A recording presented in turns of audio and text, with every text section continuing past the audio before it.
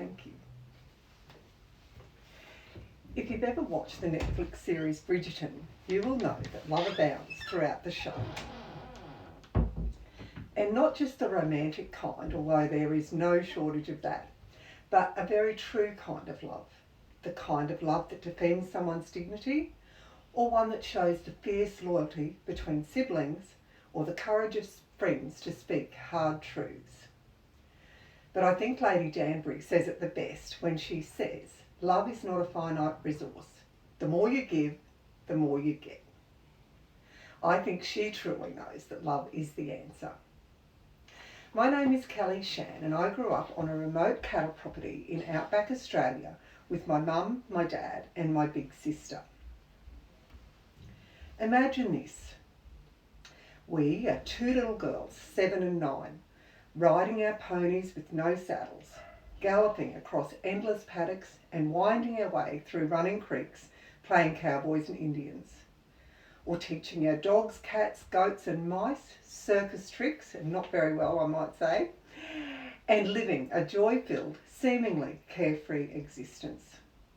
School comes on the once-a-week mail run from the primary correspondence school in Brisbane, and being forever creative, we constantly devise ways to escape our books and return to the circus. Home is a 2-room, rough little shed where the animals are allowed free rein most of the time. There's no power and no running water, but a wood stove that turns that little place into a cosy haven during the winter. We sleep on a lean-to outside and are regularly woken through the night, being kindly gifted one of the cat's catches of the night, or with our legs being licked by one of our foster calves with their sandpapery tongues. While we were having so much fun as 7 and 9-year-olds, Mum was struggling with a terminal illness. She'd been sick for as long as I could remember, and as kids we never questioned it because it was just part of our life and how it was.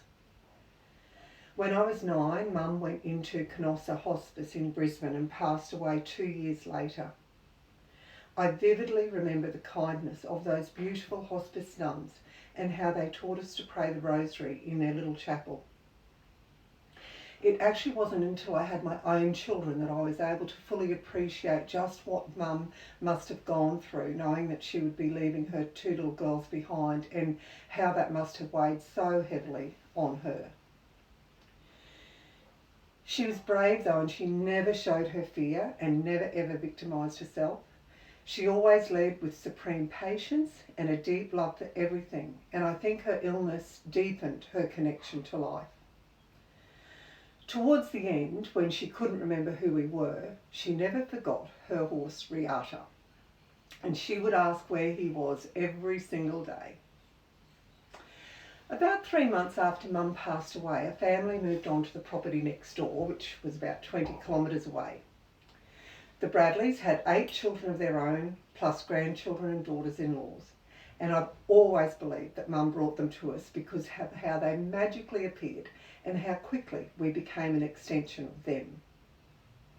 There have been so many times in my life I've looked back and wondered what we would ever have done without the Bradley family.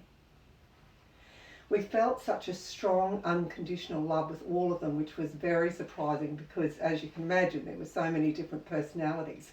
But none of the kids showed any resentments towards us, and we never ever questioned that Col and Jack didn't love us as much as they loved their own kids. We spent every birthday and Christmas with them, and Dad became very special to them too. I was chatting with a friend of mine one day who was a stepmother and also had her own child, and she remarked to me that you can never love someone else's children like your own. And I remember being quite shocked because the Bradleys never ever made us feel like that. We just weren't part of them, we were them. Now, I was speaking to my eldest daughter yesterday about my speech, and she said, "You're not using that creepy doll, are you?" My kids think that Margaret reminds them of Chucky and should be in a horror movie. But I love telling Margaret's story because she belonged to Mum and she holds such precious memories of love and kindness for me. Margaret had no clothes for a very long time, and one day one of the Bradley girls asked if they could borrow her. She arrived home 2 weeks later, resplendent in this beautiful outfit that Kim had patiently sewn. And if you've ever sewn dolls' clothes, you'll know how patient she must have had to be.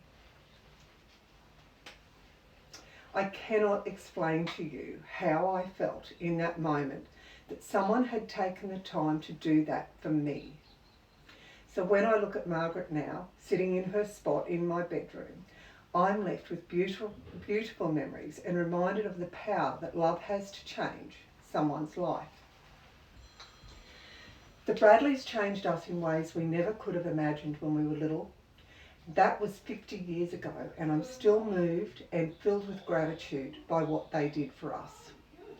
They changed the course of our lives with something as simple as sharing their love and kindness. I want to leave you with this thought today. I invite you to be someone's version of the Bradley family, to offer love and kindness freely, even in small ways, and watch how someone's life can be transformed. I hope my story will remind you that love is the answer, and who knows, maybe someday someone will be sharing your story in 50 years. Thank you.